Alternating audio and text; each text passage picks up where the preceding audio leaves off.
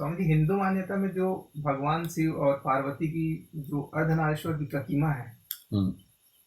वो प्रतिमा किस चीज को प्रदर्शित करती है? और उसका मतलब किस पर्पज पे वो प्रतीक बना हुआ है, ये समझना था। एक पर्पस कुछ नहीं है, सिंपली सी चीज है कि हर इंसान के अंदर, क्योंकि इस नेचर का आरंभ जो है वो सिंगल तत्व से तो हुआ था, लेकिन बाद में दो तत्व फट गए। तो दुनिया में कोई चीज ऐसी नहीं है जिसके अंदर दो तत्व नहीं पाए जाते। पॉजिटिव नेगेटिव दोनों तरीके की चीज पाई जाती हैं। अब वो पॉजिटिव नेगेटिव दो विपरीत ऊर्जाएं कुछ लोग कहते हैं, कुछ लोग उसको स्त्री पुरुष भी कह सकते हैं, कुछ लोग उसको अलग अलग नाम से दे सकते हैं। इवन कि कुछ लोग शैतान और भगवान भी कह लेते हैं कि कहीं कहीं ऐसा रूप नजर आता है कि शैतान और भगवान जैसा। तो हर चीज के अंदर दो चीजें हैं। तो पुरुष भी केवल पुरुष नहीं है, वो स्त्री भी है। स्त्री भी केवल स्त्री नहीं है, वो पुरुष भी है। और ये बहुत पहले जान लिया गया था। तो इसको ही एक तरीके से प्रतिमा में प्रदर्शित किया गया कि आपके अंदर स्त्री भी है, आपके अंदर पुरुष भी है, अर्धनारीश्वर। लेकिन इसका असल में इस्तेमाल जो है वो एक साधक के लिए होता है। अब जैसे साधक के जीवन में ज़्यादातर हम सब जानते हैं कि एक साधक के जीवन में सबसे बड़ी दिक्कत होती है कि वो एक पार्टनर की तलाश और इन सब चीज़ों में ज़्यादा रहता है ना, क्योंकि उसे लगता है कि ये भी एक ज़रूरत है। लेकिन सामाजिक व्यवस्था जिस तरीके की हो चुकी है, अगर आप एक पार्टनर की तलाश में अपनी जीवन व्यतीत करते हैं और अभी आप साधक ही हैं, अभी आपकी समझ इतनी डेवलप नहीं हुई कि आप हर चीज़ को बैलेंस कर पाएं, तो ऐसी कंडीशन में प्रॉब्लम ये होती है कि जैसे ही आप अपोजिट पार्टनर की मांग करते हैं, आपको उसके लिए सामाजिक परिस्थितियों में बहुत सारी चीज़ों का होना ज़रूरी होता है। एक स्त्री आपके जीवन में आए तो उसका फिर आपको खर्चा उठाना ज़रूरी होता है, फिर उसको कई तरीके से खुश रखना, कई तरीके से समझना, ये भी ज़रूरी होता है। और इन सब में आदमी इतना फंस जाता है कि फिर साधना तो अलग चली जाती है और संसार पूरा खड़ा हो जाता है। तो इसलिए साधक के लिए ये बहुत आवश्यक है कि साधक अपने अंदर से ही अपनी बैलेंसिंग कर सके। मैंने अपने जीवन के बारे में कितना खुल के कहा है कि मैं अपने जीवन में हर तरीके से जिया हूं, लेकिन मैंने ये भी कहा, वो बात किसी ने नहीं सुनी। जैसे ओशो ने जब बोला संभोग से समाधि की ओर, तो उन्होंने बस शब्द सुन लिया और उसको चलने लगे। मैंने सदा बोला है इस चीज को, और तुम कई जगह चर्चा है तुम लोगों के बीच भी की है, कि मेरी जिंदगी में जो मेरा साधक का काल था, 3 साल जो मेरी साधना काल था, उस साधना काल में कोई स्त्री नहीं थी मेरे जीवन में। उस साधना काल में मुझे किसी स्त्री की मांग नहीं थी। उस साधना काल में मेरा कोई भटकाव नहीं था इस तरीके का। साधना काल में हमने अपने से मैत्री की थी। अब अपने से मैत्री ये बड़ा कॉम्प्लिकेटेड है कि अपने से मैत्री कैसे। जैसे थोड़ी देर की बात की, स्त्री असल में है क्या। अब अगर स्त्री शरीर है तो निश्चित ही तुम बाहर खोजोगे। अगर स्त्री शरीर तुम मानते हो तो तुम बाहर ही खोजोगे। अब स्त्री को अगर तुम मानते हो प्रेम, स्नेह, है ना, या जो भी उसके और कैरेक्टर होते हैं, शालीनता, कई सारे उसके कैरेक्टर्स हैं स्त्री के, अगर तुम उस स्त्री के कैरेक्टर को ढूंढोगे तो वो तुम्हें अपने अंदर भी मिल जाएगी। वो तुम्हें अपने अंदर भी मिल जाएगी। वो कैरेक्टर निकल के आते हैं। मैं ऐसे बताता हूँ, जब मैं जेल गया था तो जेल में मैं जिस उसमें था बैरक में, वो अस्पताल बोली जाती है जेल का, तो उस अस्पताल में वही पहुंच पाता है जिसकी जुगाड़ होती। भाई मेरी कोई जुगाड़ नहीं थी, लेकिन कोई थे मेरे संग में, ऐसे पहुंच गए थे शहर के, जो मुझे मानते भी थे, पड़ोसी भी थे और अपने तरीके से हिस्ट्री टीचर्स थे। तो उन्होंने मेरी वहां व्यवस्था करा दी थी दूसरे दिन ही, और वो खुद भी वहीं ट्रांसफर हो गए थे। तो जेल बोली जाती है, और जेल में जो अस्पताल होता है, अस्पताल में सबसे खूंखार कैदी होते हैं, सबसे खूंखार। वहां मेरे राइट साइड में सोया करता था, उसने 9 कत्ल किए हुए थे, है ना। इधर साइड में एक सोया करता था, वो शेर की खाल बेचता था। और सामने एक बैठा करता था जहीर, वो जेल तोड़ के एक बार भागा था, पुलिस ने उसे गोली मार दी थी पैर में। मतलब सभी एक ऐसे जैसे कि खूंखार। क्या ऐसे इंसान को, जो कि इतने खूंखार हैं, क्या कोई समाज में अच्छा मान सकता है? क्या मान सकता है कि जिस, मैं बात कर रहा हूं, माशूक नाम था उसका, माशूक जिसने 8 कत्ल किए हों, और एक ऐसे गांव का रहने वाला था जिस गांव की आबादी 1947 से आज तक बढ़ नहीं पाई, सिर्फ इसलिए कि वहां इतने कत्ल हुए। जितने पैदा होते हैं उतने वहां कत्ल हो जाते हैं, उससे ज्यादा ही हो जाते हैं, आपस में रंजिश। एक पार्टी गांव है हमारे शाहजहांपुर में, उस पार्टी गांव के लगभग हर घर का एक आदमी उसी जेल में सजा काट रहा, अलग अलग, मतलब दुश्मन भी सजा काट रहे। तो माशूक था, माशूक 8-10 कत्ल किए हुए, पार्टी गांव का रहने वाला, जहां कत्ल ही कत्ल होते हैं। क्या कोई संभावना नजर आ सकती है कि इस आदमी से कोई इसे अच्छा माने, कोई प्रेम करे? लेकिन मैंने देखा उस जेल में जहां पे स्त्रियां नहीं होती, स्त्री है ही नहीं, मैंने देखा उस जेल में बहुत खूंखार खूंखार कैदी दूसरे कैदियों के बालों में जुए भी नहीं। कोई ऐसे कह देता था, लाओ आज तुम्हारा नेकर हम धो दे। कैदी, खतरनाक कैदी। कोई कहता था, यार आज हमने ये हम खा रहे हैं तो 2 रोटी तुम खा लो, या मेरे घर से आज मूंगफलियां आई हैं, सब लोग बैठते हैं खाते हैं। मैं वहां रहता था, मुझे याद है कि लोगों की मुलाकात आती थी तो हर आदमी वहां बाहर मक्खन की टिक्की जरूर दे जाता है आके, क्योंकि खाना ऐसा नहीं मिलता जिससे पेट फ्रेश हो सके सही से, तो उसमें मक्खन का यूज हो जाए। तो मैं जहाँ रहता था मेरे पड़ोस में मक्खन की टिक्कियों के ढेर लगे हुए थे, तो सबने मुझे सौंप रखा था। उसने कहा ये स्वामी जी हिसाब रखेंगे सही से, तो अपना मेरे पास आकर रहता था सब कुछ। तो कहने का अर्थ ये है कि मैंने उस जेल के अंदर जहां स्त्री नहीं है और केवल पुरुष हैं, मैंने उनके अंदर से स्त्रियों को निकलते देखा। उनके अंदर की स्त्रियां थीं और जेल में अपने तरीके की बड़ी शांति थी। हाँ, लेकिन अगर कोई शारीरिक स्त्री उस जेल में आ जाए तो आफत है। तो शारीरिक स्त्री की अगर मांग है और वो स्त्री अगर लोगों के बीच है तो एक उपद्रव है, और अगर नहीं है वो मांग और आप ही हो केवल अपने आप में, तो आपके अंदर से एक स्त्री निकल सकती है जो कि बहुत अच्छे ढंग से आपके जीवन को सेटिस्फाई कर सकती है। तुमने सन्यासी साधु देखे होंगे, बहुत से साधु सन्यासी ऐसे होते हैं अकेले रहते हैं, देखे? तुमने देखा होगा वो खाना बनाते हैं, अपने बर्तन धोते हैं, अपने अपने कपड़ों को धो धो के अपने प्रेस करके रखते हैं, अपना जो काम एक स्त्री करती है वो खुद करने लगते हैं।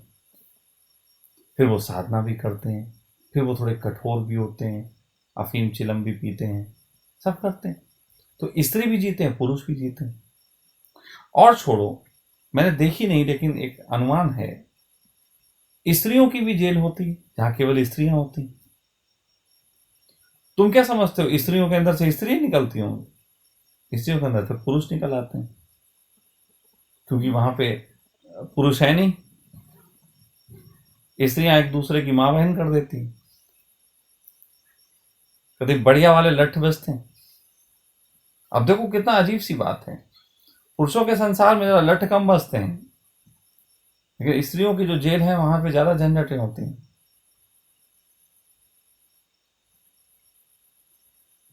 तो बात ऐसी है कि अर्धनारीश्वर का जो स्वरूप है वो एक इंगित करता है कि हमारे अंदर ही वो चीजें हैं जिसको हम बाहर ढूंढ रहे हैं।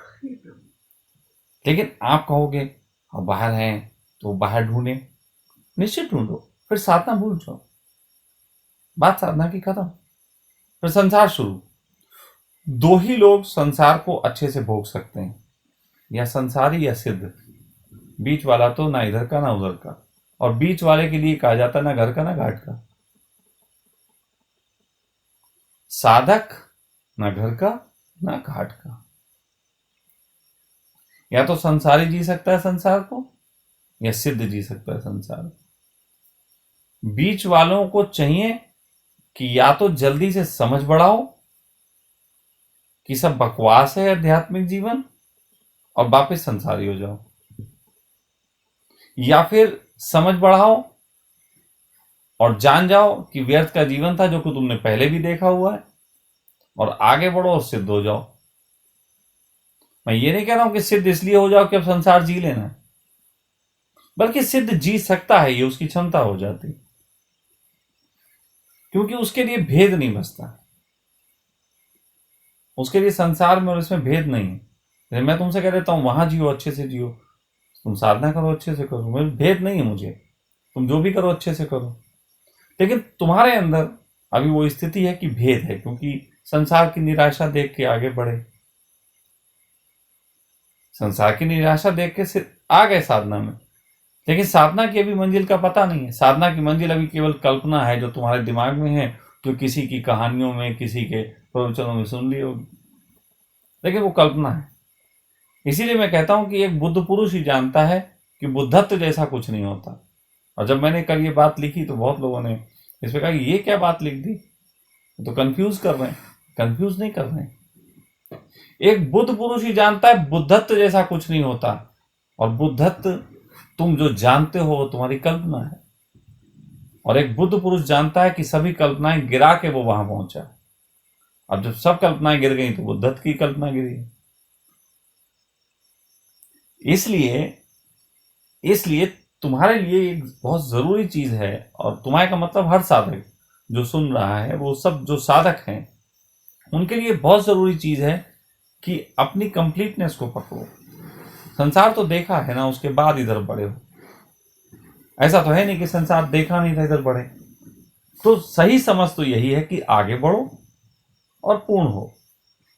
हाँ, रास्ते में जो दिक्कतें हैं, जो परेशानियां हैं, जो किसी के साथ की आकांक्षा है, जो तलाश है, उसकी जल्दबाजी मत करो। कृष्ण को चाहने वाले राधा को ज्यादा चाहने लगते हैं। कृष्ण के चाहने वाले राधा को ज्यादा चाहने लगते हैं, क्योंकि उन्हें कृष्ण नहीं दिख रहे, उन्हें दिख रही हैं राधाएं कृष्ण के साथ। मेरे पास आते हैं लोग, वो आते हैं स्वामी जी प्रेम प्रेम, फिर मेरा जीवन देखते हैं, फिर उन्हें किसी को दिव्या को लाइन मारने लगता है, कोई नियति की लाइन मारने लगता है, कोई किसी की लाइन, उनका वो और शुरू हो जाता है। ये बहुत होता है, लेकिन ये गड़बड़ है। हम अपने उस जीवन की, इसीलिए मैं ओशो के जब बातें सुनता था, पढ़ता था, तो मुझे ओशो के प्रवचन नहीं अच्छे लगते थे। इसीलिए मुझे रस भी नहीं है इस तरीके का कि इसीलिए मुझे इस तरीके का रस भी नहीं है कि मैं तुमसे वो करूं जिसमें मैं बड़े लंबे लंबे प्रवचन सुना। मैं तुम्हें जीवन दर्शन सुनाता हूं, क्योंकि मुझे ओशो का जीवन दर्शन अच्छा लगता था। मुझे वो बात ज्यादा अच्छी लगती थी, छुट्टियां काट देता पंडित की, वो बात ज्यादा अच्छी, मुझे वो बात ज्यादा अच्छी लगती थी जिसमें वो अपनी साधना कर रहे थे। मुझे वो नहीं अच्छी लगती जिसमें म्यूजिक सिस्टम बज रहा है। तो मेरे भी जीवन की वो बातें सुनो ना। मैं अपने किस्से क्यों बताता हूँ, मैं अपने कोई डींगे हाँकने के लिए नहीं सुनाता हूँ। मैं अपने जीवन की किस्से इसलिए सुनाता हूँ कि देखो ये रहा जीवन। मैं साधक काल, मैंने कहा ना 3 साल का मेरा साधना काल, उस दौरान मुझे कोई इस तरीके लेने देता। मैं एक शिविर में गया था देहरादून। घटना बता दूं इसलिए क्योंकि वो आधे घंटे के गैप में सबको नहा धो के पहुंचना है। अब स्वामी जी के सामने, आनंद स्वभाव जी के सामने ये दिक्कत थी कि ये व्यवस्था कैसे निपटेगी इतने लोगों की, सब नहा के कैसे पहुंचेंगे। उन्होंने बड़ा अच्छा काम किया। उन्होंने कहा कि मैं कह रहा हूं कि क्योंकि बाथरूम में सबको नहाना है, तो ऐसा करो फटाफट नाचते नाचते मैं बजाऊंगा 5 मिनट का म्यूजिक, और जो जिसका हाथ पकड़ ले, जब मैं स्टॉप बोलूंगा, जो जिसका हाथ पकड़ ले वो आपका पार्टनर हो गया, उसके साथ ना हो। अब जैसे मैं ये बातें कह रहा हूं तो सब लोगों के अंदर अगर मक्कारी है, या अपनी मक्कारी से पहचान जाना, जो मैं कह रहा हूं आपकी मक्कारी होगी कि मैं आंखें खोल के देख लूंगा किसका हाथ पकड़ना है, ये मक्कारी। मैं नाचा, मेरे साथ पहले दिन एक करीबन 65 साल का बुजुर्ग आया, मैं उसके साथ नहाया। दूसरे दिन एक लड़की आई, 18-19 साल की रही होगी, मैं उसके साथ भी नहाया। तीसरे दिन एक लड़का आया, 25-30 साल का रहा होगा, बस मुझे इसलिए पता है वो उम्र का थोड़ा सा अंदाजा है। लेकिन ना मुझे उनका चेहरा याद है, ना शरीर याद है, ना मैंने तब देखा, ना मुझे आज सोच है, ना मैंने तब देखा। नहाया तो नहाया, उसमें क्या है? एक लड़की के साथ नहाया कि लड़के के साथ नहाया, क्या अंतर पड़ता है? ये सारा अंतर हमारे दिमाग का है, हमारे दिमाग का भेद है, हमारे दिमाग के आकर्षण है जो हम और तरीके से देख लेते हैं। तो ये चीजें थोड़ी सी साधक को समझनी चाहिए कि वो साधना क्या कर रहा है, किस लिए कर रहा है। और मैं फिर कह रहा हूं, रिक्वायरमेंट होती है, एक स्त्री को एक पुरुष की होती है, पुरुष को एक स्त्री की होती है, लेकिन एक साधक का फर्ज है कि वो रिक्वायरमेंट बाहर जगत में ना तलाशे। अगर वो बाहर जगत में तलाशेगा तो संसार खड़ा होगा, वो उसे अपने अंदर तलाशे, और अगर अपने अंदर तलाशेगा तो संसार नहीं खड़ा होगा, साधना पूर्ण होगी। साधना पूर्ण होने के बाद फिर वो अस्तित्व चुनता है, वो तुम अकेले जियो, वो तुम किसी के साथ में जियो, वो तुम्हारे साथ राधा हो या ना हो, फिर वो मीरा हो या ना हो, फर्क नहीं पड़ता, वो नेचर का चुनाव है। लेकिन पहले जो आप साधक काल में ज्यादातर साधक जो भटकते हैं, चाहे स्त्री हो चाहे पुरुष, उनके भटकने का कारण यही है कि वो अपने अपोजिट पार्टनर को बाहर ढूंढते हैं, जबकि वो अपोजिट तत्व उनके अंदर है। और जब तक उस अपोजिट तत्व के साथ मैत्री कोई व्यक्ति नहीं कर लेता, तब तक वो सिद्ध भी नहीं होता। ये भी बात ध्यान रखना। अपने उस अपोजिट तत्व के साथ जो व्यक्ति मैत्री नहीं कर लेता, बहुत जल्द ही बाहर के पार्टनर्स की तलाश में लग जाता है, वो व्यक्ति कभी सिद्ध नहीं हो सकता। ये बात बिल्कुल ध्यान गहरे रख लो। तो इसलिए जो तुमने पूछा कि वो शिव की और जो पार्वती की वो जो बनाई गई है अर्धनारीश्वर की मूर्ति, उसका तो मैं उसका बहुत पुराना व्याख्यान ना करने की बजाय मैं तुम्हें यथार्थ जीवन में जो उसकी ज़रूरतें हैं, एक साधक को किस तरीके से उसका इस्तेमाल करना चाहिए, उनकी बात कही। इसमें तुम्हें समझने की जरूरत होगी कि अपने अंदर देखो ना, अपने अंदर से कला पैदा करो, अपने अंदर नाचो, कभी स्त्रैण जैसा नाच सकते हो और तुम्हें फील गुड होगा। महसूस करो कि कभी तुम किसी दिन एक पुरुष शरीर में होने के बावजूद तुम किसी नृत्य पे ऐसे नाचे जैसे कि बिल्कुल कोई जैसे स्त्री नाच रही हो। मैं ये नहीं कहता हूँ स्त्री की तरह स्टेप, मतलब एक बहुत भाव के साथ। अगर तुम भाव के साथ नाचते हो तो तुम आनंदित हो जाते हो, और जब वो तुम आनंदित हो जाते हो तो तुम्हें उस समय बाहर की स्त्री की मांग नहीं होती, तुम खुश होते हो, तुम खुश होते हो। इसी तरीके से बाहर की स्त्री की मांग के संबंध में मैक्सिमम मांग अगर हो सकती तो मैथुन की हो सकती है, संभोग की हो सकती है। तो उसके लिए भी एक आदमी मास्टरबेट कर सकता है। भगवान शंकर के शिव सूत्र में इसका उल्लेख है। लेकिन वो मास्टरबेट अगर बाहर की स्त्री को याद रख के किया तो फंसे, कोई स्त्री के शरीर को ख्याल में रख के किया तो फंसे। तो वो मास्टरबेट के भी तरीके हैं। चांतारों को देख के करो, उनका कोई फेस नहीं होता। अगर शरीर की वास्तव जरूरत है तो मास्टरबेट ऐसे भी हो जाएगा। नदी पत्थरों को देख के करो, पेड़ पौधों को देख के करो, जिसको तुम लोग बहुत लोग एक साधक लोग बोलते स्वामी जी हमारी शरीर की नीड है। शरीर की नीड है तो पेड़ पत्थर चांद तारे इनको देख के भी मास्टरबेट हो जाएगा। लेकिन अगर मन की नीड है तो सनी लियोने से ही होगा, या फिर तुम्हारे दिमाग की कोई कल्पना की स्त्री। तो फिर समझो कि तुम कल्पनाओं में जी रहे हो, तो फिर समझना पड़ेगा कि तुम कल्पनाओं में जी रहे हो। यथार्थ तो दूसरी बात है। तो ये चीज थोड़ी सी है, इनको समझो। इसके संबंध में अगर तुम्हें लगेगी और कोई क्वेश्चन है, अभी कर सकते हो, अभी कर लो, 1-2 दिन बाद उठे तो तब कर लेना। है कोई किसी का इससे संबंधित अभी प्रश्न? एक जैसे आपने कल्पना की बात की पीछे, अभी ये वाली नहीं, पीछे आया था उसमें भी, जैसे साधक कल्पना कर लेते हैं तो काफी लोग मैंने देखे वो कहते हैं कि हमें बड़ा आनंद आया। तो ये आनंद भी एक काल्पनिक हो सकता है। पूरा आनंद तो सबसे बड़ा कल्पना है। हम्म। कल्पना कोई दुख की करते ही नहीं। हाँ, कहते हैं कि मैं बहुत ऐसा हो गया, ऐसा बिल्कुल, ऐसा करके। कल्पना सदा ही आनंद की, खुशियों की ही होती है और वही दुख बनती है। कोई बुद्ध का चाहने वाला कल्पना करता है घर छोड़ देने की? बुद्ध का चाहने वाला कल्पना करता है मैं बुद्ध की एक मूर्ति ले आऊंगा अच्छी सी, वो भी कौन सी? मार्बल वाली। रखेंगे कहां?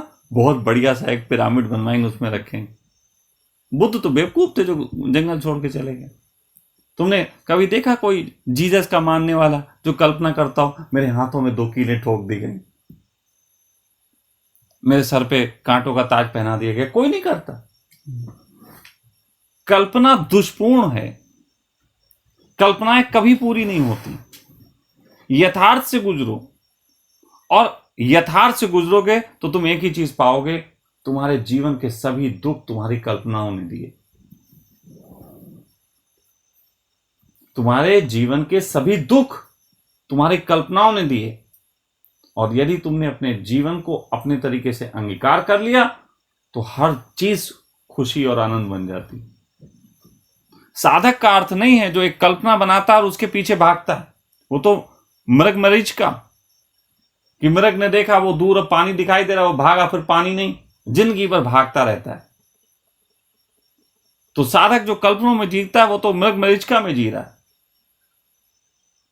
जो साधक कोई कल्पना नहीं बनाता, यथार्थ का सामना करता है, पीड़ाओं से गुजरता है, उसके लिए एक दिन पत्थर भी एक सेज बन जाते हैं जिस पे वो सो सकता है। तो इसलिए कल्पनाओं से तो पार आना चाहिए। वो किसी भी प्रकार की कल्पना हो, उनसे पार आना चाहिए। हाँ, मैंने स्वप्न में देखा स्वामी जी परसों कि एक इंसान है, उसका शरीर पूरा मर्द का है और नीचे का पार्ट औरत का है, और जस्ट उसी समय देखा कि एक बॉडी लेडीज की है, नीचे का पार्ट वो पुरुष का है। फिर तुरंत ही ऐसा एकदम एक्साइटेड हो गया और ऐसा चल रहा था। वो देखा क्या होगा? हो सकता है तुमने कोई पॉर्न वगैरह देख ली हो, आजकल तो ये रियल में होते हैं। नहीं, ऐसा नहीं, मतलब वो सिचुएशन हुआ और वो सिचुएशन नहीं, आजकल ये रियल में होते हैं। निश्चित देखी होगी तुमने, तुम बोल नहीं रहे।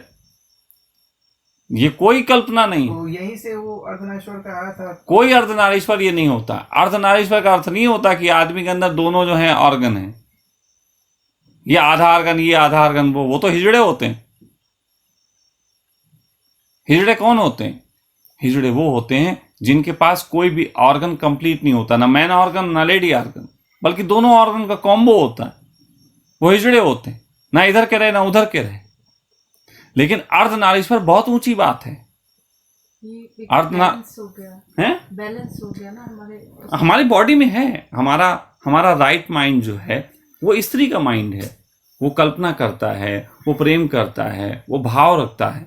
हमारा लेफ्ट माइंड जो है वो तार्किक माइंड है, वो तर्क करता है, विज्ञान की बात करता है, वो मेटलिस्टिक है। हम दोनों के अंदर पुरुष और स्त्री यही भाव है। स्त्री और पुरुष शरीर नहीं होते। कब समझोगे इस चीज को कि स्त्री और पुरुष शरीर नहीं होते? स्त्री और पुरुष भाव है।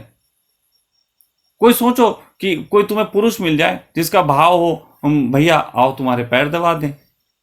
हम तो पास ना बैठे ऐसे आदमी,